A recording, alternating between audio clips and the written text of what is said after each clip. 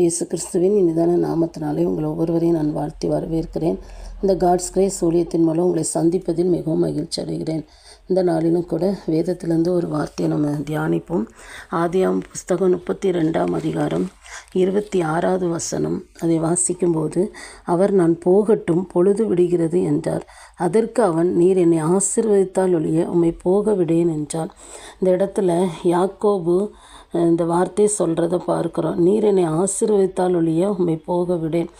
ஆண்டவரிடத்தில் என்ன செய்கிறான்? அவன் போராடி ஜெபிக்கிறத என்ன செய்கிறோம் பார்க்குறோம். யாக்கோபுடைய வாழ்க்கையில் அவன் ஆசீர்வாதங்கள் இல்லாத சூழ்நிலையில் அவன் இல்லை. அவனுக்கு இரு பரிவாரங்களோடு தான் அவன் என்ன செய்கிறான், கடந்து வர்றான்னு சொல்லி பார்க்குறான். ஆனாலும் அவனுக்குள்ள ஒரு பயம் இருந்துச்சு, தன்னுடைய சகோதரனை குறித்த ஒரு பயம். அவனுடைய வாழ்க்கையில் ஆரம்ப நாட்களில் இருந்தே அவனுக்குள்ளே எப்பொழுதும் ஒரு பயம் என்ன செஞ்சது காணப்பட்டுச்சு. நீங்கள் ஆதியாகமம் புஸ்தகம் 32ஆம் அதிகாரம் 7ஆம் வசனத்தை பார்த்தீங்கன்னா, யாக்கோபு மிகவும் பயந்து அப்படின்னு சொல்லப்பட்டிருக்கும்.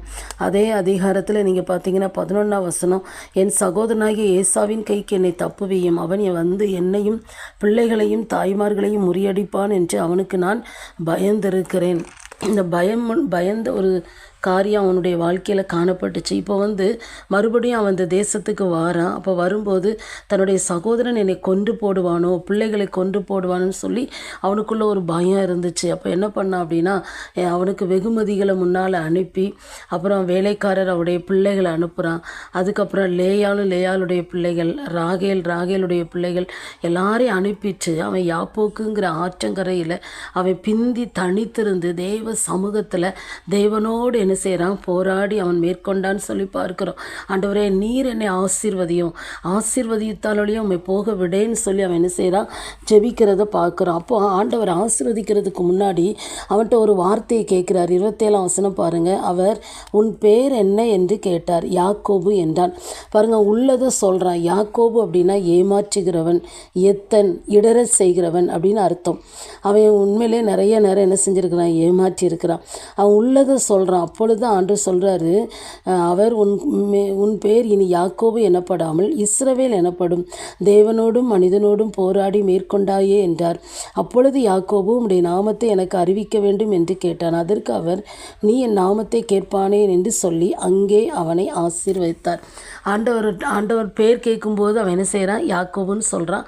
உடனே ஆண்டவர் என்ன செய்கிறாரு, இனி உன் பேர் யாக்கோபு கிடையாது, இஸ்ரவேல் அப்படின்னு சொல்லி அவனை அந்த இடத்துல என்ன செஞ்சார், ஆசீர்வதித்தார். அந்த ஆசீர்வாதத்துக்காக போகிறான். ஏன்னா அவனுடைய வாழ்க்கையில் ஒரு மாற்றம் இல்லாமல் இருந்துச்சு. இந்த நாளில் தான் அவன் இஸ்ரவேலாக மாற்றப்பட்டு என்ன செய்கிறான், தன்னுடைய சகோதரனை பார்க்க வரான். ஆண்டவர் அங்கே தயவு பாராட்டுறாரு. சகோதரனோடு என்ன செய்கிறான், சமாதானமாக சந்தோஷமாக அந்த தேசத்துக்கு கடந்து வர்றதை என்ன செய்கிறோம் பார்க்குறோம். அவனுடைய வாழ்க்கையில் போராடி அவன் என்ன செஞ்சான், இந்த ஆசீர்வாதத்துக்காக ஜெபம். நம்முடைய வாழ்க்கையில் உலக பிரகாரமான மற்ற ஆசீர்வாதங்கள்லாம் இருக்கலாம், ஆனால் ஆவிக்குரிய ஆசீர்வாதம் வேணும். நம்முடைய வாழ்க்கையில் அந்த ரட்சிப்பின் சந்தோஷம் வேணும். மற்ற காரியங்களுக்காக நம்ம எந்த அளவு நம்ம ஜெபிக்கிறோம், அப்படி ஜெபம் பண்ணும்போது நிச்சயமாக அந்த ஆசீர்வாதத்தை ஆண்டவர் என்ன செய்வார், நமக்கு தருகிறவராக என்ன செய்கிறாரு, காணப்படுறாரு. அப்படி நம்ம ஜெபம் பண்ணலாமா? எங்களை நேசிக்கிற நல்ல தகப்பனே, இந்த நாளிலும் கூட நீர் எங்களை கற்றுக் கொடுத்த அந்த வார்த்தைக்காக உமக்கு ஸ்தோத்திரம். இதை கேட்ட ஒவ்வொரு பிள்ளைகளையும் கர்த்தர் ஆசீர்வதிங்கப்பா. ஆண்டவரே, நம்முடைய சமூகத்தில் ஆண்டவரே நாங்களாக எங்களுடைய காரியங்களை ஒத்துக்கொண்டு ஜெபிக்கிறவர்களாய் நாங்கள் காணப்பட எங்களுக்கு கிருபை தாங்கப்பா. ஆண்டவரே, நீர் அப்படி செய்யும்போது நீர் எங்களை ஆசீர்வதிக்கிற தேவனப்பா.